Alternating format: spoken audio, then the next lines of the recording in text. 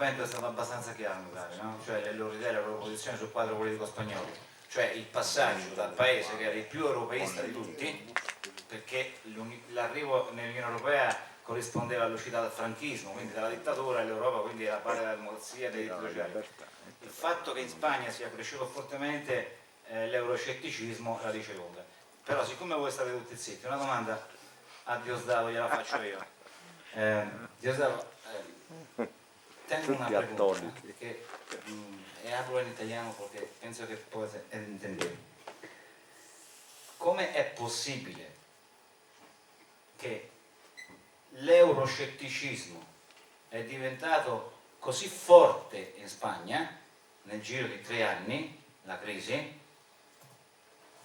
ma nessuna formazione politica né di destra né di sinistra politicamente va a interpretare questo euroscetticismo? Questo io non riesco a capirlo, perché allora significa che l'europeismo, non so, voi avete anche voi visitato la Spagna, io lo trovo ancora fortissimo, ancora è forte in Spagna, perché in tutti i paesi europei, per non parlare della Brexit, la chiamiamo euroscetticismo, è una semplificazione semantica, ma l'opposizione all'Unione Europea, ai suoi valori, in tutti i paesi, o a destra, o con formazioni centriste, o con formazioni di sinistra radicale, comunque è ormai in alcuni casi maggioritario, in altri è la metà dello spettro politico. Come è possibile che nello spettro politico spagnolo, lui dice quelli rappresentati a livello parlamentare, vabbè, quelli che appunto fanno il discorso politico a livello ufficiale, in Spagna non abbiamo una singola formazione politica nel Parlamento che sia noi. Quindi noto una asimmetria, una discrepanza tra una grande opinione pubblica che è euroscettica e la rappresentanza politica, cioè è schizofrenica questa cosa. Come è possibile spiegare questo fenomeno? Soprattutto perché, lo sapete, leggete i giornali, la Spagna è forse, dopo la Grecia, il paese che più di tutti ha conosciuto una crisi sociale profondissima, una disoccupazione che è enorme, lavori precari a 300 euro, diritti lavorativi spariti. Abbiamo avuto la risposta alla nascita di Podemos, che sta in difficoltà, è in una situazione molto critica, magari dopo ne parliamo, però Podemos anche lì, cioè Pablo Iglesias si è fatto immortalare con Tsipras, cioè, nonostante quello che è successo in Grecia, che è chiaro a tutti. Quindi questa è una domanda, c'è qualcosa che veramente non capisco della situazione spagnola. Probabilmente la risposta la darà lui, questo fatto che la Spagna in realtà è uno stato plurinazionale. Probabilmente la crisi economica e la crisi dell'Unione non si manifesta tanto sul piano politico nazionale, ma rafforzando i nazionalismi interni, anche i galiziani, mica solamente i baschi e i catalani, e le spinte disgregatrici interne alla Spagna. Però questa è una domanda che ti faccio. No, questo è vero che la situazione è schizofrenica in Spagna. Microfono. ¿No? Microfono. Sì che è una situazione enormemente contraddittoria, ma y la de explicaciones políticas. Parla in castellano, in castellano. Sí, pero tiene explicaciones políticas. Por ejemplo, en el seno de la izquierda radical, digamos lo que sea, a la izquierda del Partido Socialista, la influencia del eurocomunismo es muy grande todavía.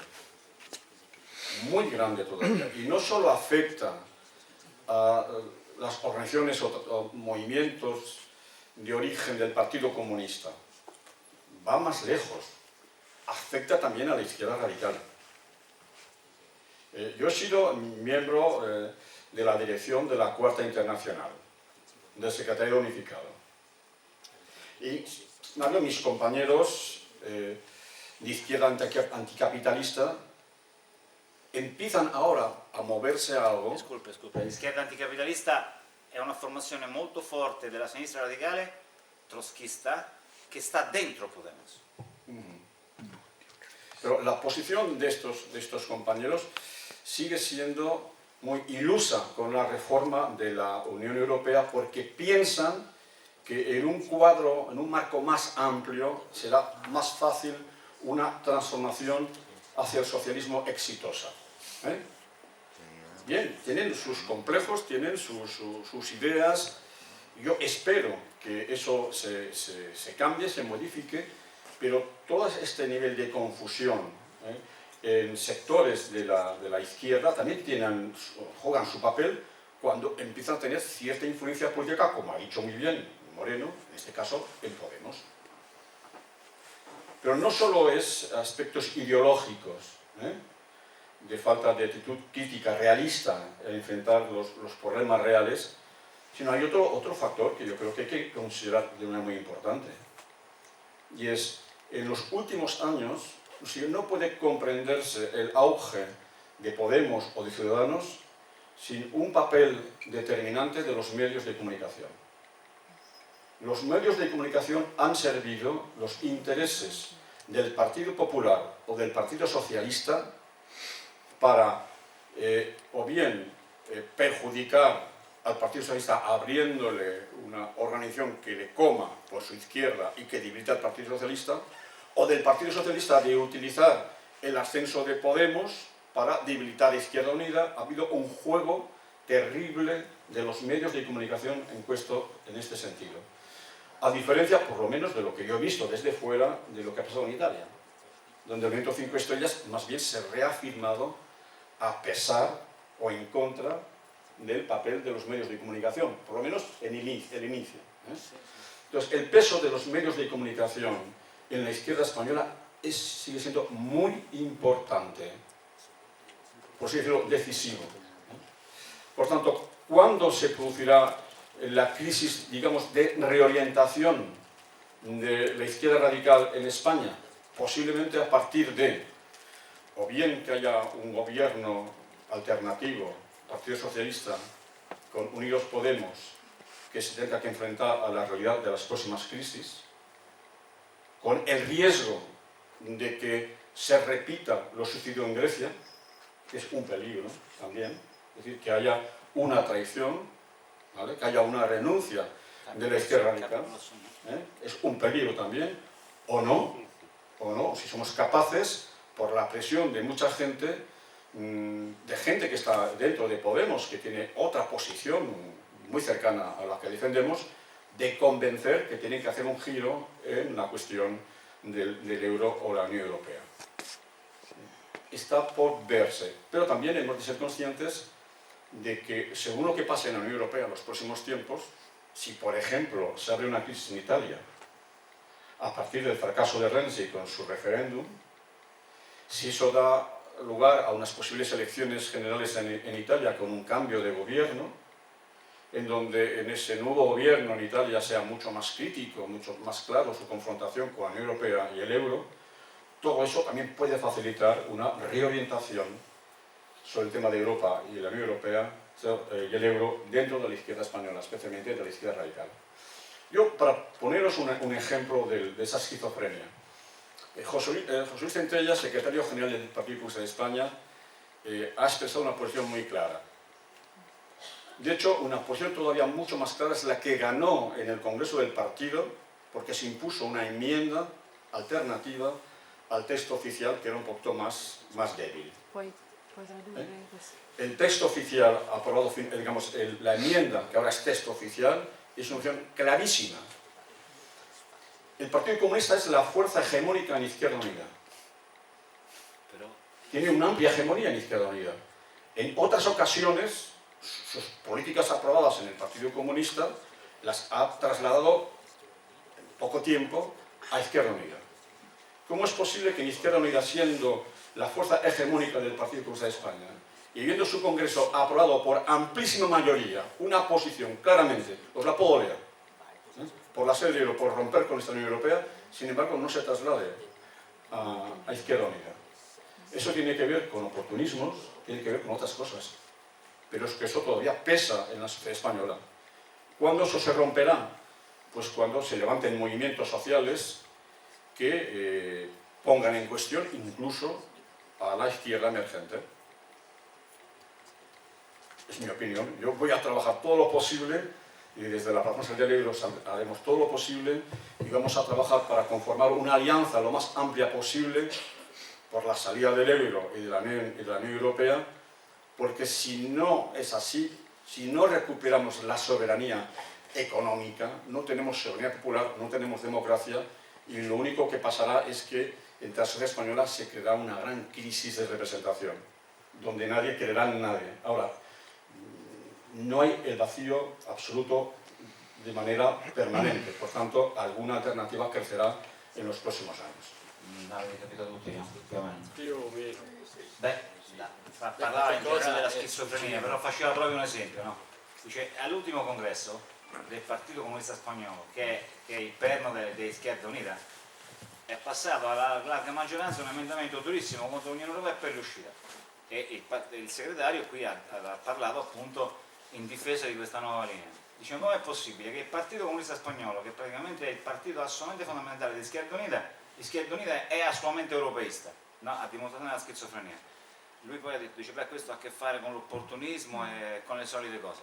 Ma comunque, penso che c'è un problema serissimo in Spagna. Quando noi parliamo di sovranità democratica, sovranità popolare, noi parliamo anche di sovranità nazionale. Questo è un messaggio molto chiaro che arriva a tutti i popoli. Brexit è un caso eccezionale e voi avete visto in Brexit il differente risultato degli scozzesi, no? Allora, io ho la sensazione che in Spagna la rivendicazione della sovranità nazionale sia equiparata ad essere franchisti, che è una storia fresca, recente, no? Voglio dire, già qui in Italia, no, se tu parli di sovranità nazionale già un po' fascista, magari adesso non lo dicono più perché è ridicolo, no? Abbiamo fatto dall'esistenza, c'è il nostro risorgimento, però in Spagna questa sinistra radicale spagnola ha un tabù proprio sulla questione nazionale, perché sente sul fiato sul collo di galiziani, catalani, baschi, e quindi qual è il progetto di paese che ci avete, no? Gli possono chiedere, voi che siete per l'uscita dall'euro, siete per l'uscita dall'Unione, vuol dire che siete per, no? Per la Spagna, ma ci sono queste minoranze fortissime che invece non si riconoscono in questo Stato-nazione, perché la Spagna non è uno Stato-nazione ma uno Stato plurinazionale. Però io vorrei adesso fare un'altra domanda riguardo a Podemos, no? Allora, sapete... Posso dire una cosa? Come no? Certo.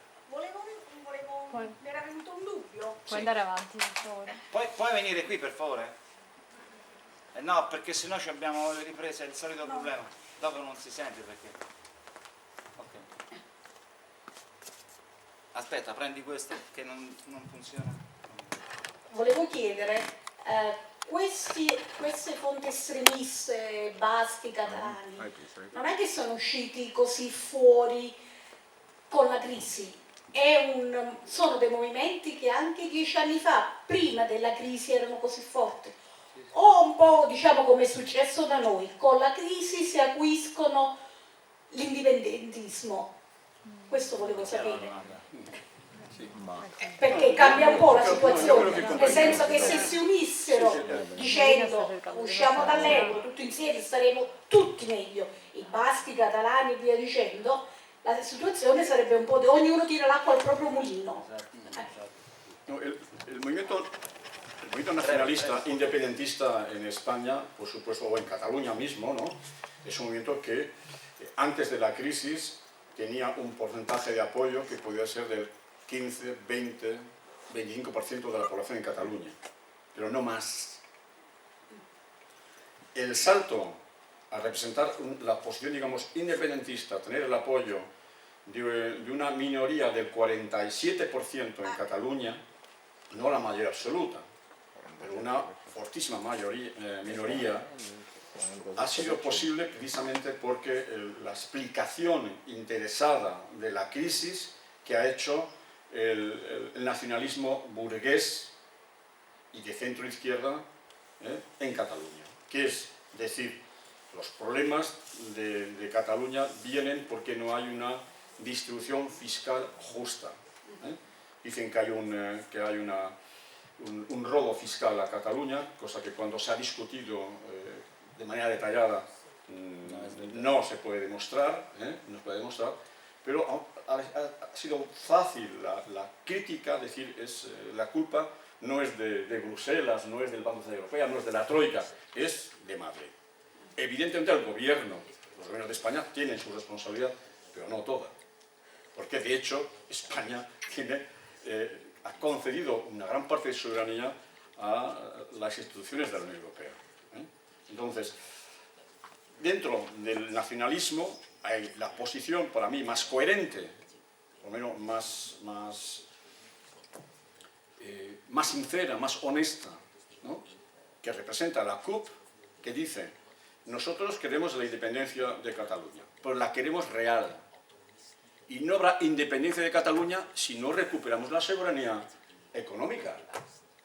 No tenemos soberanía nacional si seguimos en una Unión Europea donde el euro es una moneda que juega un papel fundamental y las políticas vienen impuestas desde las instituciones europeas que no controlamos. Desde el punto de vista soberanista, independentista, la posición de la CUP yo la comparto. Pero yo lo que digo a los compañeros de la CUP es que ese problema, el problema de recuperar la soberanía en Cataluña, no será posible si no es en el marco de una alianza de pueblos en el conjunto del Estado español para recuperar en esa alianza entre todos dicha soberanía. Porque si en Cataluña se hace un pulso contra el Estado español y contra la Unión Europea, la Unión Europea apoyará al Estado español, ese pulso se pierde y será una nueva derrota histórica, épica, como ha tenido Cataluña en el pasado. Yo creo que los que queremos transformar la sociedad tenemos que plantearnos las cosas con el objetivo de vencer, con el objetivo de avanzar, no a una nueva derrota histórica. Y lo más realista, cuando existe un movimiento tan amplio en España de confrontación con el establishment, que expresa Podemos lo que expresa es que hay otra España, incluso otra España a la izquierda del Partido Socialista. Es que existen condiciones para transformar el conjunto de España. Y para eso hay que recuperar la soberanía.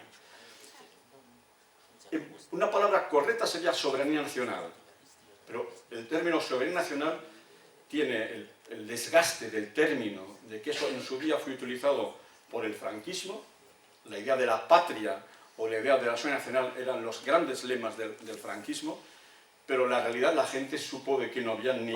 Por reprimir también los catalanes, Claro, los vascos. claro. Y luego, claro, soberanía nacional, cuando hay varias naciones en España, crea un problema también de explicación. Por eso nosotros hemos hecho un poco un cambio de lenguaje y en vez de hablar soberanía nacional, hablamos de soberanía popular. Un poco para evitar esa confusión semántica.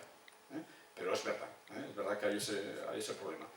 Bueno, es nuestra apuesta de muchos compañeros y compañeras en el Estado español de decir, aquí lo que se trata es de ir a un cambio que derrumbe, que rompa con la actual monarquía, que inicie un proceso constituyente de verdad en base al empoderamiento popular y que en ese proceso, en esa nueva constitución, pondremos las garantías para que España sea un auténtico Estado federal.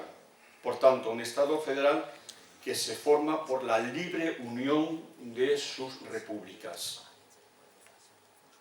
Y que en todo caso garantizará que si los catalanes el día de mañana creen que se les ha tomado el pelo, que se les ha engañado y que quieren tomar la decisión de separarse, pueden hacerlo con garantías democráticas para todos.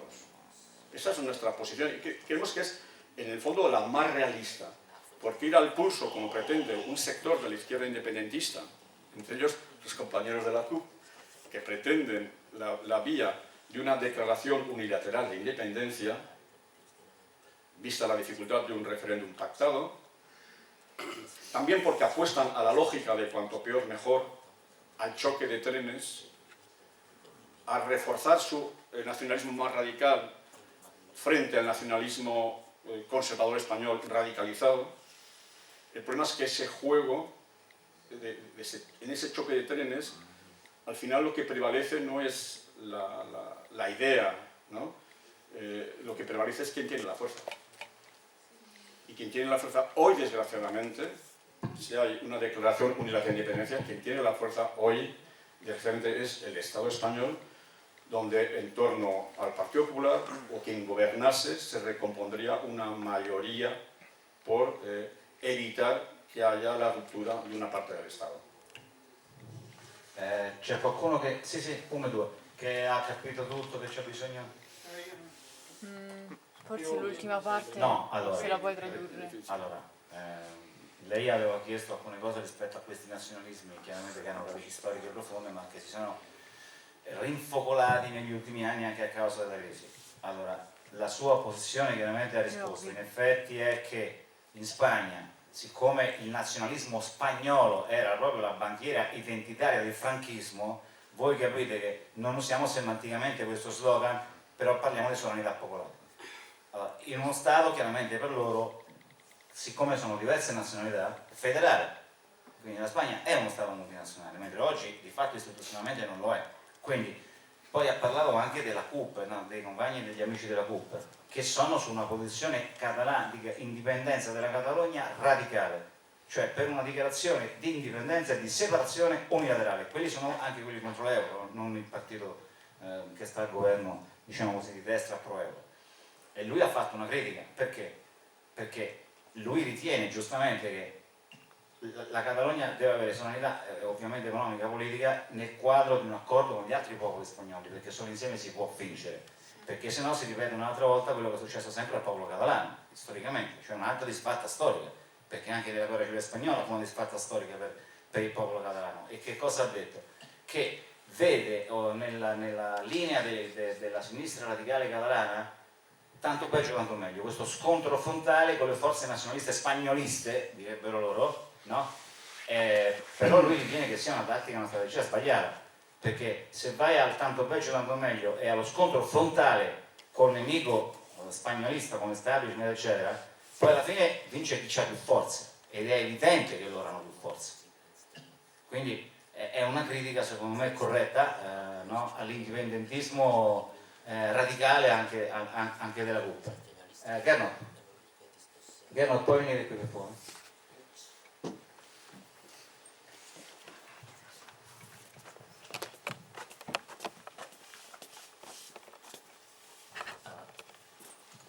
Ma in spagnolo, italiano, Itagnolo. Se lo conosci parla spagnolo. Ma io sinceramente mi chiedo che fa o che può fare la sinistra in Spagna. Per spiegarmi, perché noi eravamo a favore di Syriza, non eravamo contenti con Syriza, non per il programma di Syriza, perché era chiaro Syriza è l'Europa sociale, tutto questo discorso. Noi eravamo pro Syriza per il referendum, perché per noi era chiaro l'Europa sociale è impossibile, quindi il governo di Syriza va a un confronto, un scontro, no? Viene il momento del scontro. Non è detto se tu puoi vincere il scontro, abbiamo perso il scontro, ma c'era un momento dove era aperto, non si sapeva, neanche la elite sapeva, si vince o perde. E mi chiedo se in Spagna non è la stessa cosa. Io non sono per Unidos Podemos per il programma fa schifo, non è un programma bello, hanno tutta la stessa illusione sull'Europa, ma se vengono al governo, questo è una illusione, non la possono fare, quindi vanno al stesso scontro che in Grecia. Come va a finire? Non dipende da noi, no? Questo in Grecia non eravamo sufficientemente forti, ma io penso che bisogna sostenere in questo momento Unidos Podemos non per il programma, ma perché crea una situazione di confusione per la elite. Per questo non vogliono il governo del cambio. La paura del governo Unidos Podemos, Partito Socialista, non è per il programma, è perché non si sa che cosa viene fuori, no? Può venire fuori una situazione di confusione dove abbiamo possibilità. E per questo penso che probabilmente finirà come Syriza, perché la sinistra radicale non è tanto forte, ma dobbiamo fare il rischio, no? Senza questo rischio di un momento, un piccolo momento nella storia dove la elite non riesce a controllare, non possiamo andare avanti, no? La costruzione pian piano non funziona. Per questo io tendo a essere molto favorevole in questo momento a Unidos Podemos, non per avere illusioni, ma perché spero che viene il momento del referendum greco anche in Spagna. Se permetti una precisazione per aiutare tutti i presenti. Allora, quando lui parla chiaramente della posizione di molti del coordinamento europeo che guarderanno con simpatia ovviamente la vittoria elettorale di Syriza, ma in Spagna Gernot è un po' diverso, perché noi sapevamo da tutti i sondaggi che Syriza sarebbe andata al governo essendo il primo partito e con la legge elettorale spagnola, con il forte premio di maggioranza, avrebbero potuto, per un pelo potevano governare da soli. Poi sono andati con Anelle, che è un partitello di destra, cioè. Scusa Gernot, devi seguirmi. In Spagna, e questa è la domanda che volevo fare e poi ce n'è un'altra, che è la domanda che volevo. In Spagna la discussione che sta facendo Podemos è di un governo col PSOE, cioè è come se Syriza avesse chiesto un governo col PASOK. Questo è un altro elemento schizofrenico, perché il movimento 15M degli indignati aveva detto PSOE stessa mierda. Podemos è nata come risposta contro il bipolarismo e contro questo sistema bipolare delle oligarchie dominanti. Tutto il dibattito interno a Podemos, e la domanda che poi io faccio non è una correzione su di te, io vedo che il quadro in Spagna è differente, cioè è che è greco, perché non c'è nessuna possibilità che Podemos vada al potere da solo. Cioè io sono d'accordo con il tuo spirito, chiaramente, se Podemos può vincere le elezioni, va al governo, io sarei assolutamente d'accordo. Lo so che il programma di Podemos è per un'Europa migliore, poi però è la rottura politica del sistema bipartitico, è un passo avanti del movimento popolare, è una speranza che si apre e poi la giocheremo. Ma Podemos, ci sono due correnti dentro, c'è una lotta frontale proprio questi giorni dentro Podemos, al vertice furibonda sul problema della crisi del Blocco di Madrid, della Federazione di Madrid di Podemos. La lotta tra i due leader, Errejón e Pablo Iglesias, è frontale ormai, è conclamata. È una pregunta. Apparentemente la lotta non avviene su basi di programma politico. No? Cioè non è che Errejón, che sanno tutti che è la destra di Podemos, no? C'ha un programma più a destra politico per il governo perché lui chiede l'alleanza con i socialisti. Anche Pablo Iglesias difende l'alleanza col PSOE, però tutti dicono che Pablo Iglesias è l'ala destra, è l'ala sinistra di Podemos, l'ala radicale. Allora ne discuteremo anche nelle prossime tavole rotonde, quindi la mia domanda è: quale giudizio dai tu, Diosdado, della dura lotta interna in seno alla direzione di Podemos tra Errejón e Pablo Iglesias? Poi tu.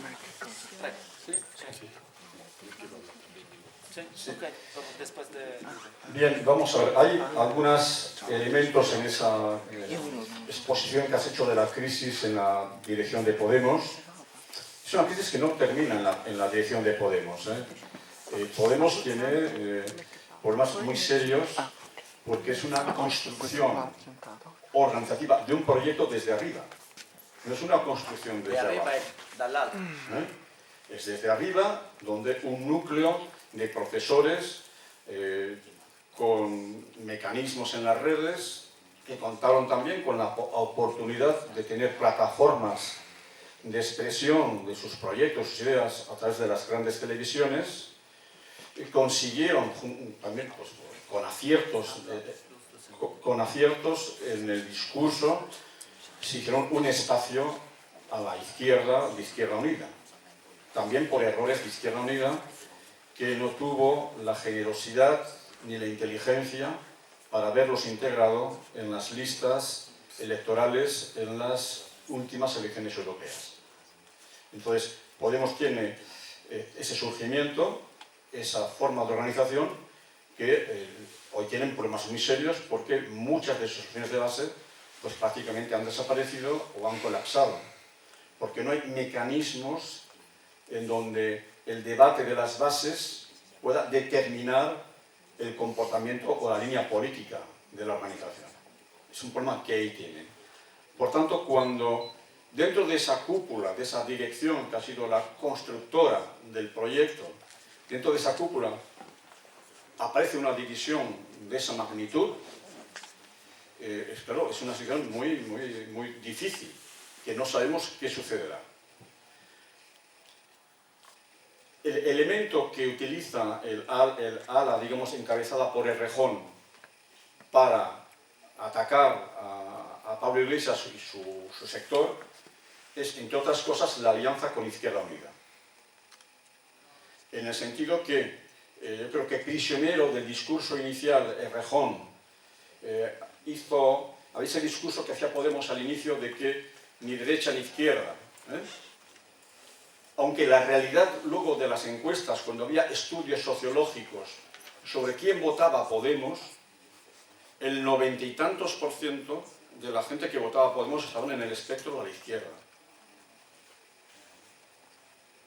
Muy poquitos desde la derecha votaban a Podemos. La gran mayoría, del 90 y tantos % era de la izquierda.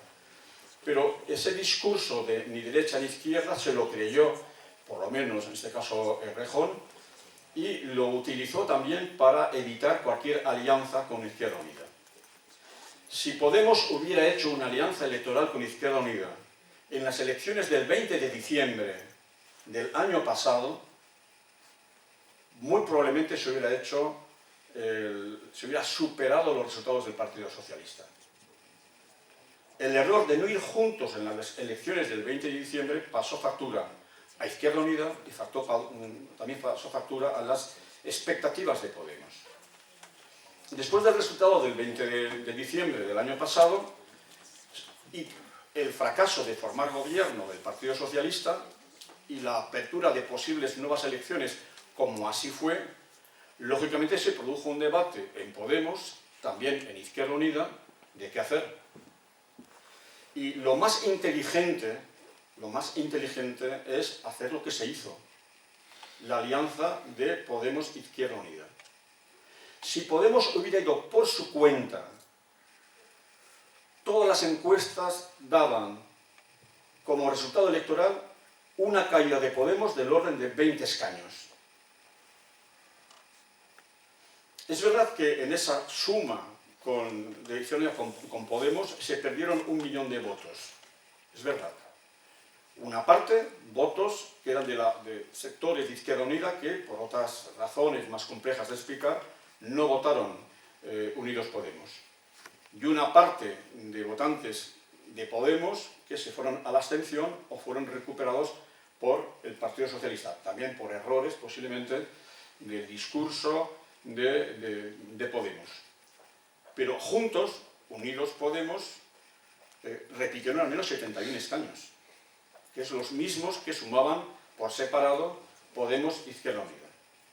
Probablemente, en el caso de haber ido por separado, Podemos, las encuestas le daban una caída de unos 20 escaños y a Izquierda Unida le daban un mejor resultado que podía incluso formar un grupo parlamentario. ¿Vale? Entonces, yo creo que yo estoy por mantener la unidad de esa coalición, no solo por el resultado final que se ha obtenido, sino para encarar el futuro. Yo con con todos los peligros que veo de un gobierno de cambio, si me das a elegir entre un gobierno de cambio con un gobierno del señor Rajoy, yo prefiero un gobierno de cambio. Cioè, Ahora, intende per governo di cambio eventualmente incluso un gobierno, incluso el PSOE. Incluso una alianza del PSOE con Podemos. ¿Por qué? Porque en ese programa de ese gobierno de cambio, al menos hay compromisos que si se llevan a cabo son importantes. Por ejemplo, Compromisos a impegno. derogar la reforma laboral. La reforma laboral del Partido Popular ha significado destrucción de empleo y ha significado un gran daño social en España. Derogar la ley Mordaza, derogar las leyes regresivas, solo eso es importante. ¿Qué hemos de hacer los que pensamos y somos conscientes de los riesgos de ese gobierno? Intentar desbordarlo por la izquierda, movilizando a la sociedad, pero siendo también claro en las críticas de los déficits programáticos terribles de ese gobierno, entre ellos en relación al tema del euro y la Unión Europea. Ok. Pedro. Muchas gracias. Vamos a ver.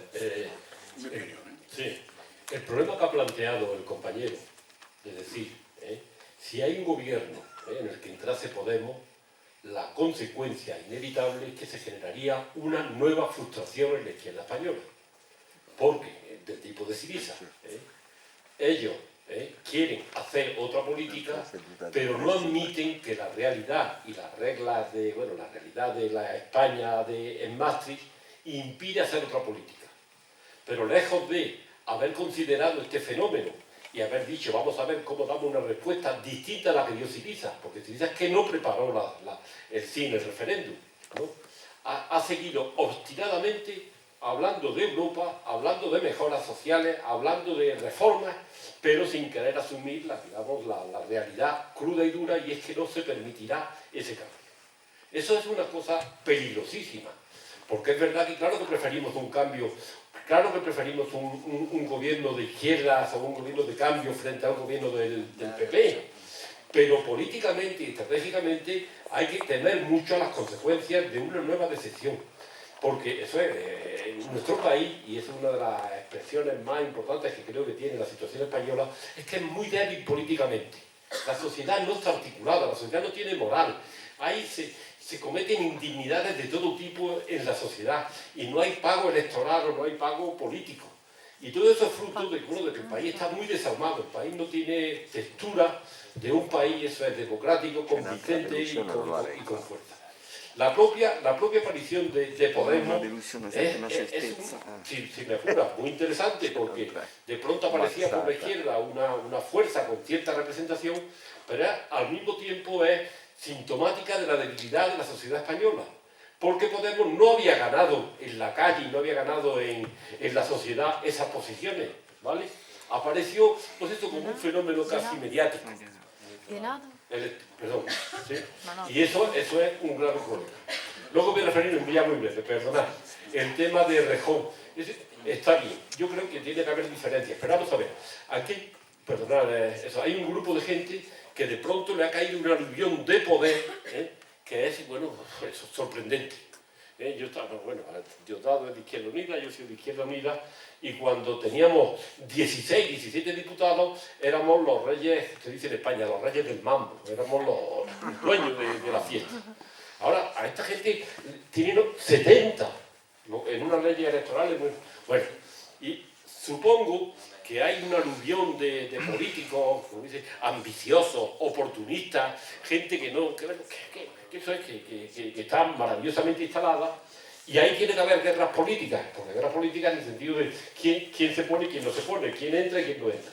Y yo, sin conocer en profundidad, y tendremos ocasión de poder hablar de lo que ocurre en Podemos con más profundidad, no tengo idea de cuál es el debate entre unos y otros. Porque está bien, estoy seguro además que Pablo Iglesias es más rojo que Rejón, por poner. Pero yo me gustaría verlo escrito, verlo decir, esto es lo que yo quiero y esto es lo que los otros quieren. Pero yo creo, por no hablar bien de Podemos en este instante, que lo que creo que son peleas, iba a decir medio personales, medio oportunistas, sin perjuicio de que, claro, hasta las peleas personales y oportunistas tienen siempre un fondo político, eso no cabe duda. Pero ¿dónde están las diferencias? Que nos las expliquen. Hay gente que dice, yo soy el rejonista. Tú imagínate, yo no sé, ¿cómo se puede ser el rejonista? Uno puede ser leninista, uno puede ser comunista, uno puede ser, si apapuráis, trotskista. Pero ser el rejonista, ¿qué es eso? Es la nada. ¿Vale? Pues eso es lo que traduco un po' velocemente. Che vuol dire record?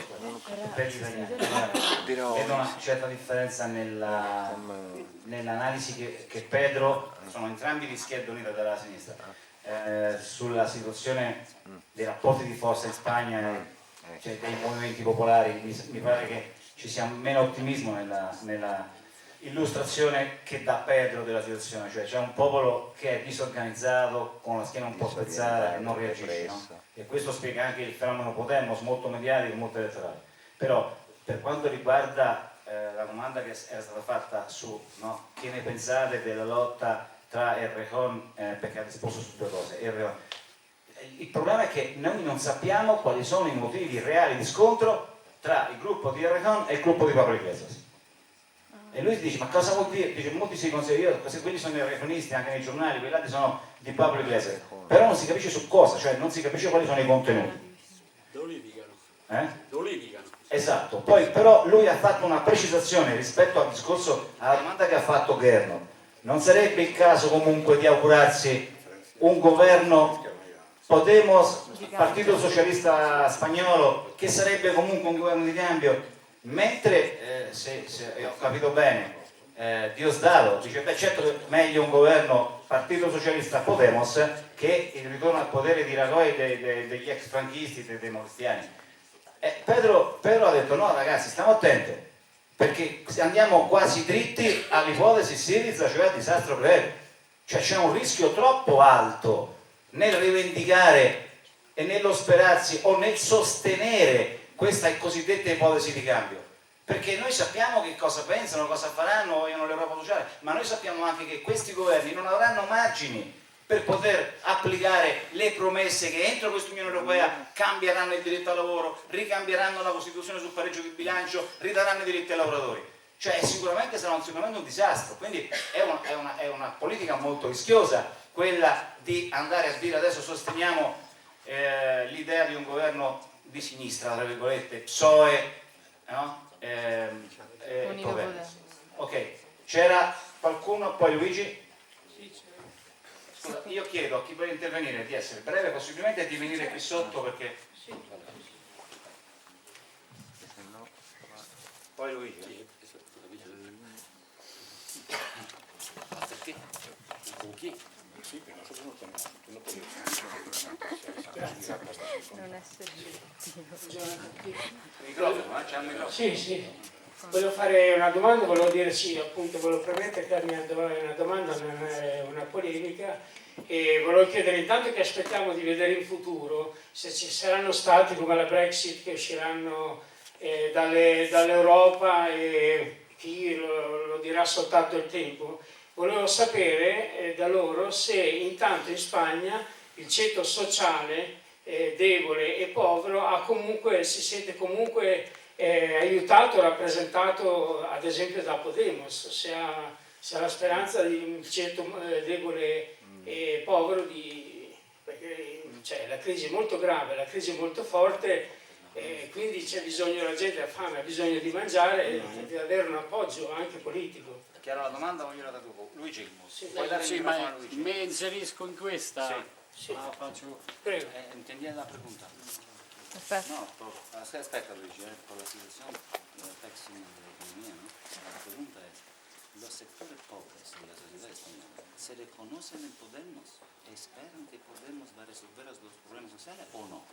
La base sociale, di classe di Podemos. Aspetta un momento. Luigi. Sì, io mi inserisco in questa e faccio un'altra domanda, sempre però che sta su questa falsariga. Voce. Io in Italia me lo so posto e me lo so data una risposta, perché è la mia, vabbè. Allora faccio a voi questa. Come mai in un momento così, voglio dire, per certi versi non dovrebbe essere più favorevole con una sinistra rivoluzionaria, perché non so come chiamarle, ora ce ne stanno talmente tante di sinistre che ce ne stanno troppe. Comunque una sinistra dovrebbe essere il momento più favorevole, tutto va male, la gente sta sempre peggio, tutto lavora contro la gente, quindi a favore di un'idea. Non si muove niente, a sinistra non si muove niente, io non sono in Spagna, ma qui da noi, voglio dire, il massimo che deve starci a sinistra o è Renzi, che poi chiamarlo sinistra è come 5 Stelle, e poi la sinistra radicale non c'è spazio. Ve lo siete posti il problema perché la sinistra radicale non passa fra la gente? Prima di farsi tanto, perché io in questo vedo un po' il senso di minoranza, chi da minoranza cerca di trovarsi una nicchia dove poter sopravvivere. Qui ci sta questo spazietto che ci metto lì ho il mio spazietto. Siccome io vengo da una storia, io mi hanno imparato da 15 anni che cominciai a fare politica a pensare come maggioranza, io voglio capire perché queste idee oggi, le idee di sinistra, non passano fra la gente. La gente le rifiuta. Non sono stupido, c'è stato l'89, lo capisco. Però come diceva qualcuno, a una rosa, se gli cambi il nome, non gli togli il profumo. Si può parlare di sinistra senza dover dire parole di sinistra vecchie. Oggi per esempio tutto quanto sta sull'economia. La politica non conta niente. Allora se tutto è economico, perché non ne cominciamo a porre un problema che è rivoluzionario, il problema della democrazia economica? Che non è una cosa sola, ma è un insieme di cose, è un'idea, è un pensiero, è un racconto sulla democrazia economica, che questa può essere accettata anche da chi, se gli parli del socialismo, le sputa in faccia. E quindi se io dico non riesco a entrare dalla porta, mi pongo il problema di poter entrare dalla sinistra. Più di seguità, dalla finestra, più di seguità a cercare di convincere quel piccolo ghetto di persone che ancora sono disponibili a sentirmi. Quindi linguaggi nuovi, parole nuove, ma discorsi vecchi. Cioè noi dobbiamo tornare indietro se vogliamo andare avanti, riconquistarci tutto quello che ci avevamo dietro, dargli forme moderne, sapendo quello che possiamo dire, non possiamo dire, ma quello va detto in modo radicale. L'ultima cosa. Se noi ci chiudiamo a parlare male del capitalismo, no? Bene, il capitalismo, quindi adesso lo coniughiamo con il liberismo. Ma il liberismo è una forma di capitalismo. Il capitalismo su quali principi si regge? Dove sta la ciccia del capitalismo? Non è il liberismo, è la visione liberal protestante che ci sta dietro. Allora, noi che seguiamo a parlare, ma è come se io, anticomunista, in Italia avessi detto che brutta cosa che è lo stalinismo. Ma sarei stato un cretino se me la fossi presa con lo stalinismo. Se ero anticomunista, me la dovevo pigliare col comunismo, perché se me la pigliavo con lo stalinismo, nel momento che dicevo che lo stalinismo era brutto, dicevo che il comunismo era una cosa bella, se non ce lo mettevo. Quindi per essere anticomunista non dovevo essere antistalinista, ma dovevo essere anticomunista. Se io sono anticapitalista, non posso essere antiliberista, devo essere antiliberale, o almeno aliberale. Non liberale, qualche cosa di completamente diverso. Sino dopo troppe persone liberali, liberali si mettono fra di noi e stanno insieme a noi, fanno la battaglia anche lì, per esempio, via dall'euro dittatura. L'euro non è la dittatura, è lo strumento della dittatura, non è la dittatura. L'euro è lo strumento. Io avrei detto via dall'euro verso la democrazia, perché io sono anti-euro e anti-europeo. Però non posso dire che l'euro è la dittatura, perché il giorno che caccio io l'euro, io nel 65 facevo a botte con la polizia, c'avevo la lira e c'avevo la sovranità nazionale, ma stavo di merda qui. Quindi ogni posto che levato l'euro non c'ho più la dittatura. Via dall'euro verso la democrazia. Allora io credo, se noi ci poniamo queste domande, forse potremmo anche averci i numeri per fare quello che volemo. Se no saremmo sempre costretti a stare con qualcun altro che vuole fare qualche cos'altro. Ci metteremo insieme anche poi quelli, quando abbiamo vinto pure, vogliono fare un'altra cosa. Scusate, Chiaro. Non sarà facile per me, Luigi, tradurre tutta questa fluido di concetti. Il fluido creativo di Luigi. Beppe, forse devi chiedere qualcosa. Sì, no, ma una cosa... Allora, io dico soltanto che per recuperare energie non vorrei chiudere questa tavola rotonda fra un'ora, perché dopo andiamo tutti a chiacchierare, a prenderci un caffè. Solo un Beppe punto, De Santis. solo un punto. Microfono Beppe. La riflessione, diciamo, sulla situazione spagnola, lo Stato plurinazionale, la Catalogna, diciamo, col suo peso specifico storico, Microfono. ci possono aiutare, loro e noi, a ragionare sul rapporto tra la riconquista delle sovranità nazionali per le cose con le traduzioni giuste, popolari in quel senso, se, diciamo, approfondiamo la questione spagnola, ma riflettiamo su tutti gli altri stati che hanno problemi simili, diciamo per certi versi. L'Italia non è definito uno stato plurinazionale, ma ha 5 regioni significative di confine, diciamo, La Sicilia. che hanno uno statuto autonomo pregnante: la Sicilia, la Sardegna, la Valle d'Aosta, il Trentino Alto Adige e il Friuli Venezia Giulia. Fresca, cioè un bel pezzo d'Italia, un 40%. Allora noi dobbiamo semplicemente, con fraternità, con serietà, non spaventarci del problema e spiegare agli autonomisti sinceri che nel momento in cui viene svuotata e abbattuta la sovranità nazionale, meccanicamente è abbattuta la sovranità territoriale. Se io non... L'Europa mi impone brutale di tagliare la spesa pubblica per la scuola a livello nazionale o plurinazionale, taglio anche in Sicilia e in Catalogna.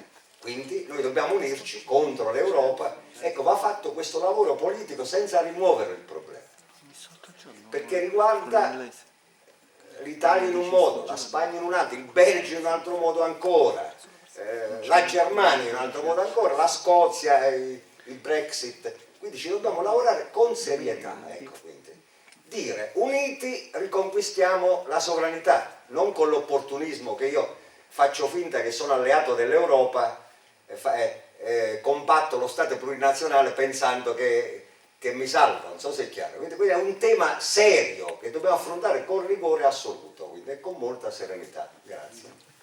Sì, grazie a Beppe, che con Beppe abbiamo questa idea di organizzare, lo dico Beppe, no? Sì, così, hai impallato la telecamera. No, abbiamo l'idea di organizzare appunto a Palermo, in perciò l'ho Sicilia, detto. che esatto, ma aspettavo che lo accennassi No, tu, vabbè.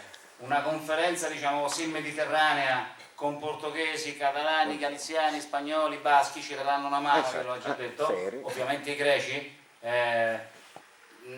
perché penso che noi siamo i PICS, no? I popoli delle periferie, allora tanto vale che ci organizziamo, e pensavo di farla a Palermo, questa roba al centro del Mediterraneo, con questa attenzione particolare ai problemi delle periferie del sud del Mediterraneo, a questa nuova idea di confederazione dei popoli che non guardi solo a nord ma guardi anche a sud, e soprattutto questo problema delle dimensioni nazionali e autonomistiche che stanno anche in Italia, particolarmente in Sicilia.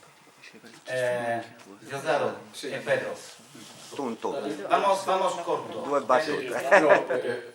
Breve, vamos a ver.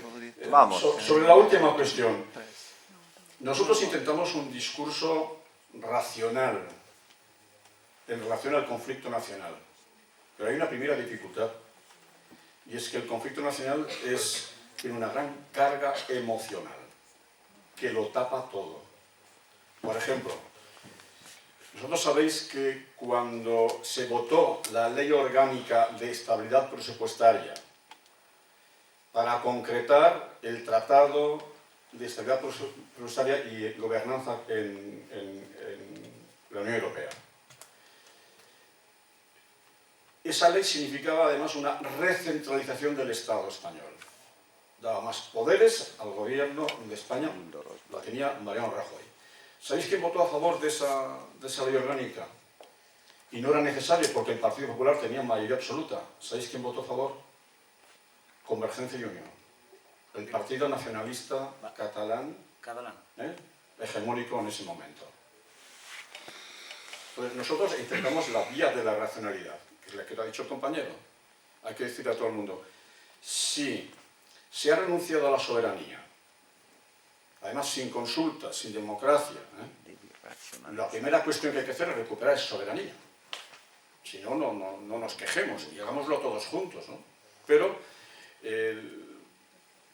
detrás del conflicto nacional también hay intereses políticos de poder. No todo es sinceridad. Como puede ser el caso para mí, los compañeros de la CUP son sinceros, son coherentes, se lo creen. Los demás está por ver. Segunda cuestión que ha aparecido.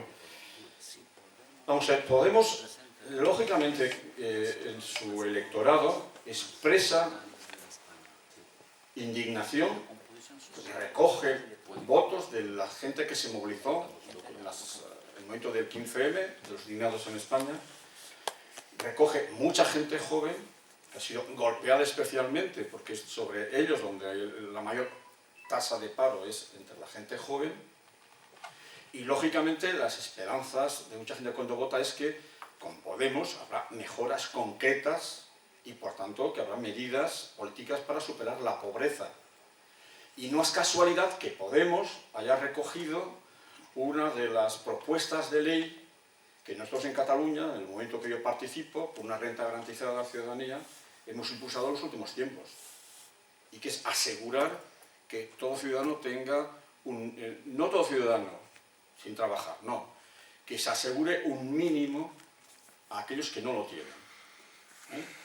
Trabajadores sin empleo, jubilados no contributivos, todos aquellos que tengan ingresos por debajo, o no lo tengan, por debajo de una cantidad que en Cataluña se considera que es el indicador de suficiencia para vivir dignamente, pues bueno, asegurar una ley, esa renta para todos aquellos che non tienen ingressos. Eso lo ha recogido Podemos. Quello che noi nel dibattito chiameremo per i 5 Stelle reddito di cittadinanza, ci sono varie declinazioni, ma noi sto parlando di questo. Y por último, un poco en la cuestión, vamos a ver qué ha aparecido en el debate. Creo que hemos dejado claro en lo que hemos leído y en nuestra opinión sobre los grandes retos que tiene la sociedad española y todos aquellos que vayan a gobernar. Hemos sido muy claros al respecto. Y tenemos nuestros lógicos temores. Y para evitar en lo posible las previsiones que la experiencia práctica nos hace tener en cuenta, entre ellos lo que ha pasado en Grecia, pues tendremos que hacer todo lo posible para, de la manera más pedagógica, hacer llegar nuestras propuestas, nuestras preocupaciones hacia la gente con la cual tendremos que cambiar las cosas. Entonces hemos de tener un discurso que también sea comprendido por las bases de Podemos, por las bases de Izquierda Unida y por bases del Partido Socialista. Hemos de ser claros, pero hemos de ser pedagógicos para convencerlos de nuestro proyecto.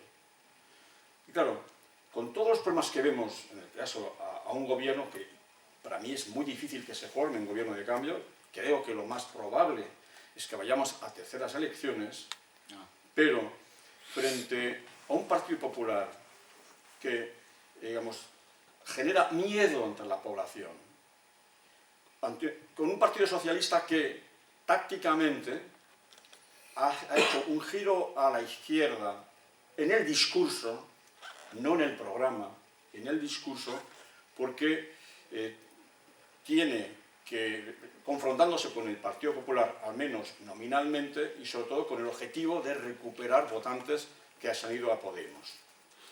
Y si resulta que por circunstancias complicadas, en un país que es un laberinto muy complejo, se diese la posibilidad de un gobierno de cambio, yo creo que nosotros haríamos mal con decir, salir en tromba contra ese gobierno de cambio. Entre el gobierno continuista del Partido Popular y un gobierno de cambio, nosotros creo que tendríamos que ser favorables a ese gobierno de cambio, pero diciendo a la gente la verdad, diciendo los peligros que hay, diciendo las cosas que deben hacer y que si no hacen, lo que producirá es una crisis política mucho mayor y una desconfianza terrible en la sociedad.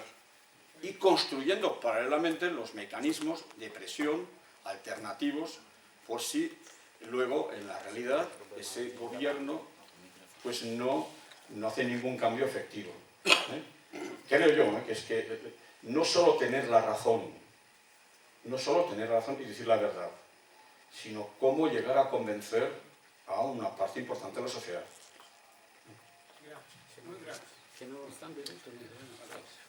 Allora, adesso io proverò, Luigi, a tradurti tutto perché è chiaro che capito, ha saltato il tuo, almeno un pezzo. Almeno mi ha risposto così. Sì, esatto. Allora, c'è qualcun altro? Perché ok, se non c'è nessuno allora tento di spiegare. Luigi, dammi una mano. Quindi il discorso fondamentale, no, perché voglio tradurre adesso, no, perché il compañero pone preguntas él no tiene respuestas. Okay. Pero no, devo traducirlo, intento. Allora, la parte della lunga premessa, il primo problema era se l'idea della democrazia economica non fosse, diciamo così, un aiuto forte per riconquistare l'egemonia, diciamo così. La seconda è che tu pensi che non è sufficiente la lotta contro il liberismo, ma che bisogna lottare contro la visione del mondo liberale. Liberal è protestante. Perché sì, ok, no, cioè, conosco un po' il tuo ci pensiero. No, è chiaro, è chiaro. Allora, il compañero dice che non è sufficiente luchar contra el liberismo, ¿no? Se refiere a una variante económica del capitalismo. Por la izquierda es importante poner una visión del mundo, ¿no? Nueva. Es necesario luchar contra la origen del liberalismo y del capitalismo. Cosa significa la visión protestante anglosaxona del mundo, individualista. Es que piensa nosotros de esto. Moreno, una lucha culturale, ideologica. Estamos de acuerdo. Seconda cosa. Sì, Moreno, una cosa ci manca, che senza, diventando tu forte, senza dover appoggiare su altri che poi ti tradiscono e ti cambiano la cosa, perché se non diventi forte tu... Piensa que si hacemos una alianza democrática, también con tendencias no neoliberalistas, no de cultura capitalista o liberal, ¿no? El riesgo es que nosotros hagamos la guerra por el rey de Rusia. Nosotros debemos combatir no solo contra el neoliberalismo, sino contra el pensiero liberal. La segunda cosa es que él pone como idea clave la idea de la democracia económica, porque en esta fase histórica la idea socialista no es hegemónica. ¿Okay? La democracia económica puede ser la clave por frenar la hegemonía cultural a los sectores de la pequeña burguesía. Yo estoy de acuerdo plenamente con el compañero. Y decir alguna cuestión también. Micrófono. Decir también una cuestión.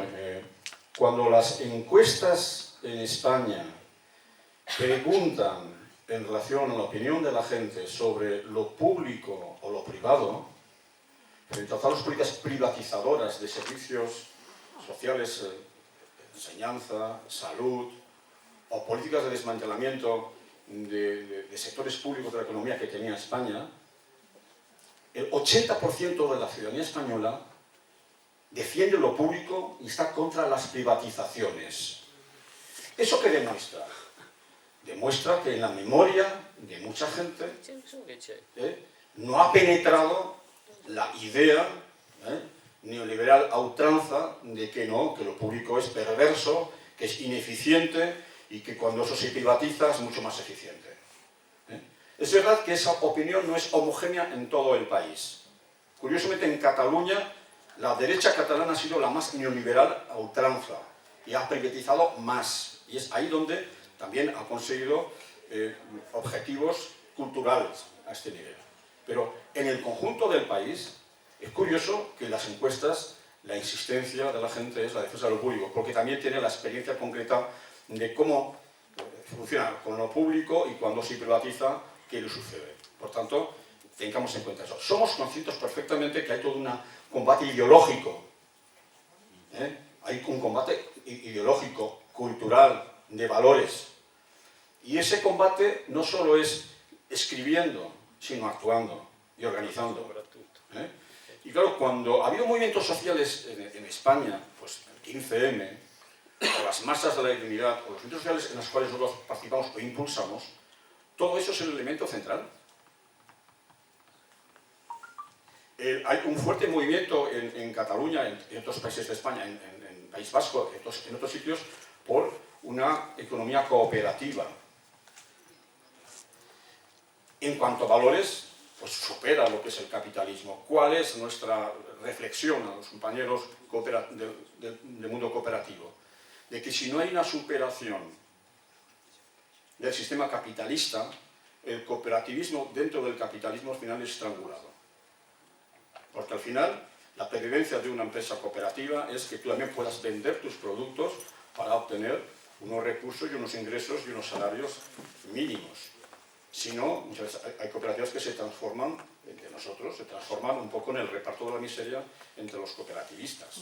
Por lo tanto, la lucha por transcrecer la lucha del cooperativismo a la lucha por superar el capitalismo en su conjunto. Todo eso es parte de lo que hemos aprendido.